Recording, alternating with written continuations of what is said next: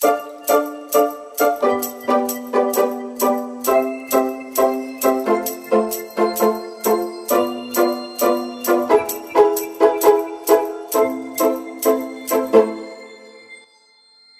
New Year 2025 sa inyo pong lahat, bayang karerista, at muli pong nagbabalik ang Pinoy Karera Sports at iba pa, para sa unang araw ng pakarera ng MMTCI, Metro Manila Turf Club Inc., sa Malvar, Tanawan City, Batangas, January 3, 2025, at mayroon po tayong matutunghayang 7 karera para sa araw ng Biyernes, na ang post time ay sa ganap na alas 5:00 ng hapon.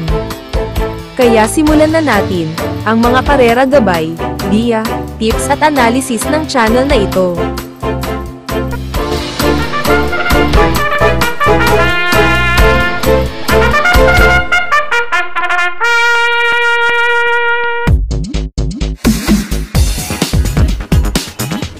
Simulan na natin sa race number 1, panimula ng winner take all, races 1 to 7, 1,200 meters ang distansya rito.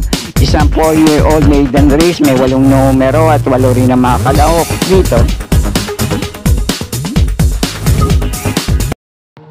Dito sa panimula ng winner take all, 3 ang pili ko rito, numero 2 na catalytic, numero 3 sa asintado at numero 8 ang road safety. Itong numero 2 na catalytic at numero 3 na asintado, nagiging problema lang nito yung pagsalida sa gate. Kaya kung makakalundag lang na maayos sa labasan, kayang-kaya nilang parehong manilat sa race na to. Kaya ang paprimera ko na rin dito, itong Malyalyamado, numero 8 road safety, nahuling takbo sa parehong distansya, narendan to ni Jackie Dan Camanyero, 1:14.4 ang prineban nito sa parehong distansya, nung nasigundo to kay Tadeus, at malayo niyang tinalo sa datingan, itong numero 6 na Arthur's Team. At pwede rin makapanilat dito, panigundo kong numero 2 na catalytic at numero 3 na asintado, basta iwas aberya lang sa laban. Kaya muli, pang-primero ko pa rin dito, numero 8 road safety, panigundo ko naman itong numero 2 na catalytic at panasera ko rito, numero 3 na asintado. Kaya na pong bala para sa mga diskarte nyo sa race na to. Okay po, thank you.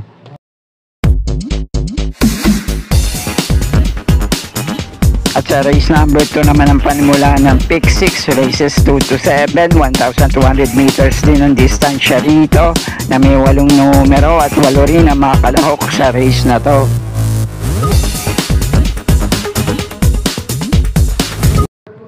At dito naman sa race na to, ang pamprimera ko rito, numero 1 Etnad, may ilang takbo to sa parehong distansya, 3 beses din itong dumating ng panlima, yung isa dumating ng panlima kay Real Equity, yung isa naman dumating ng panlima kay Buwayang Bato, at may isang takbo pa rin to na dumating din siyang panlima kay Adseb.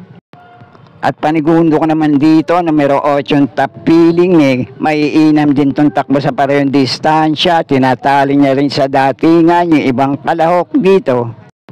At ang panersera ko naman dito, itong pwedeng mauna manalo ngayon, numero 6 na Mr. Manillennial, kapag muling nakabandera rito, napabayaan nila sa harapan, pwedeng tumapos at makanakaw din ng karera. At kung gusto nyo naman ang dihado panilat sa race na to, magandang panama sa pagpipilian, deremating kalahok na numero 2 na 7 of Diamonds. Kaya muli, pang-primero ko pa rin dito, lamang malamang, numero 1 Etnad, panigundo ko naman dito, numero 8 top feeling, panersera ko rito, pwedeng mauna manalo ngayon, numero 6 na Mr. Manillennial, at mandihado panilat ko naman dito, numero 2 sa 7 of Diamonds. Kaya na pong bala para sa mga diskarte nyo sa race na to. Okay po, thank you.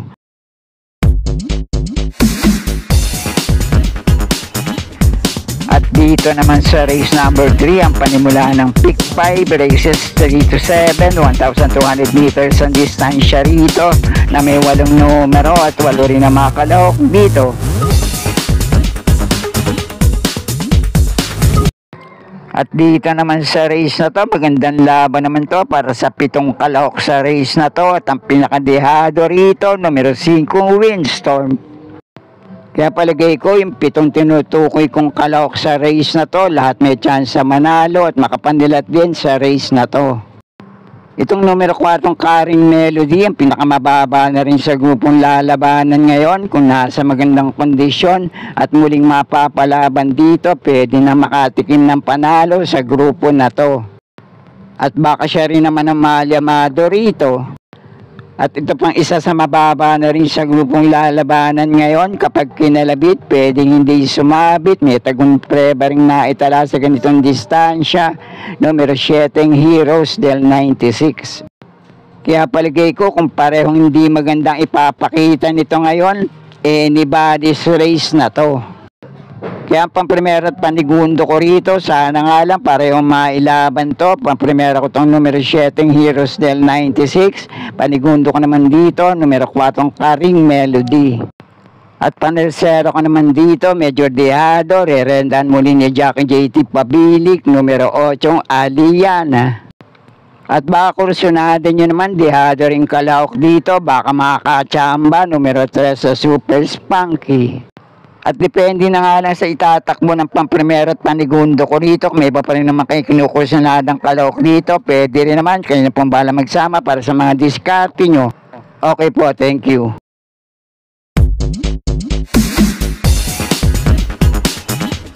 At sa race number 4 naman ang panimula ng pick 4, races 4 to 7, 1,200 meters din ang distansya rito na may 8 numero at 8 rin ang mga kalahok sa race na to. Dito naman sa race na to, ang pamprimera ko rito, kapag kinalabit, pwede rin hindi sumabit, numero 6 na Limon Sudan Falls. May ilang takbo na rin kasi ito sa parehong distansya at ang pinakamainam niya nung nasegunda to kay Queen Gabi. At ang panigundo ko naman dito, numero 2 na Noble Promise, na uling takbo sa parehong distansya. Si Jackie James Torque din naman na rumenda rito, dumating ng pang-4 kay Instant Notice, Mr. Manilenial at La Republica. At panersero ko naman dito, malaki din ang chance makapanilat sa race na to. Numero 5 Sunshine June, may minsan panalo to kay Bishop Blue sa parehong distansya. Minsan din itong dumating ng pang-4 kila Rocking Bell, Don Pedro at My Boy Lollipop. Tinali niya sa datingan sa laban na yun, to numero 1 Potential. At kung kursunado nyo naman yung super dehado rito, sana nga lang mailaban na. Numero 4 Clear Mark, pwede rin naman makachamba. Kaya bayong kapag bumulaga sa race na to. Kaya muli, para sa mga pili ko sa race na to, pamprimera ko itong numero 6 na Limon Sudan Falls, panigundo ko naman itong numero 2 na Noble Promise, panersera ko rito, numero 5 Sunshine June, pandehado ko rito, baka bumulaga lang, numero 4 Clear Mark, kaya na pambala para sa mga diskarte nyo sa race na to. Okay po, thank you.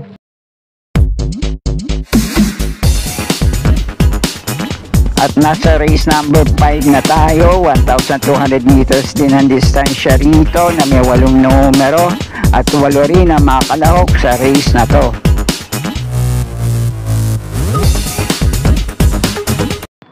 Dito naman sa race na to, wag lang magmabago ang magandang kondisyon nito ngayon at muling mailalaban. Palagay ko panahon na para muling makatikim ng panalo. Numero 7, Jengs Hard Enough. At kung sakali lang naman na hindi pa rin magpakitang gilas tong numero 7 Jengs Hard Enough, panigundo ko rito, dehado, pwedeng mauna manalo ngayon. Numero 2 na Winsam Maxine. At depende na nga lang sa itatakbo ngayon itong numero 7 Jengs Hard Enough. Kung may iba pa rin naman kayo kinukursunadang kalahok dito, kayo na pong bahala din magsama para sa mga diskarte nyo. Okay po, thank you. At dito na tayo sa penultimate race, race number 6, 1,200 meters ang distansya rito na may 8 numero at 8 rin ang mga kalahok dito.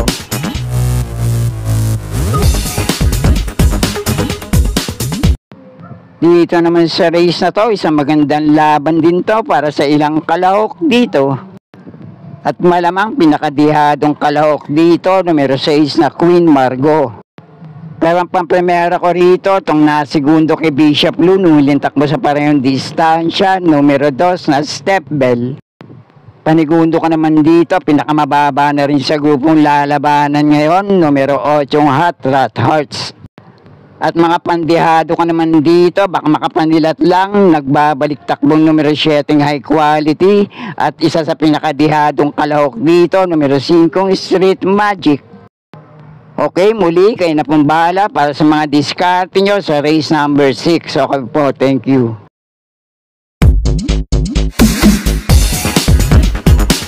At dito na tayo sa huling karera para sa araw ng Biyernes, race number 7, last race para Tingan. May 10 numero at 10 rin ang mga kalahok dito, 1,400 meters ang distansya sa race na to. At dito naman sa last race para Tingan, pwede kayong magdagdag ng mga dihadong kalahok dito. Pero ang paprimera ko rito, kung babalik lang ang dating inam sa pananakbo, lamang malamang numero 6 na Sound of Silence. At panigundo ka naman dito, palagay ko pwede rin makapanilat sa paratingan, numero 8 Munich. At baka naman kursunada nyo yung mga dihadong kalahok dito, numero 10 na Unafraid, numero 3 na Footnote, numero 7 Dolyarama, o kung may iba pa rin naman kayo kinukursunadang kalahok dito sa last race para Tingan, kaya na pong bahala di magsama para sa mga diskarte nyo. Pero muli, primero ko pa rin dito, numero 6 na Sound of Silence, panigundo ko naman itong numero 8 Munich, kaya na pong bahala para sa mga diskarte nyo sa race na to. At sana'y muling matapat sa tama yung mapili at kursunada para sa araw ng Biyernes. Good luck po sa inyo lahat, happy racing at maraming salamat po.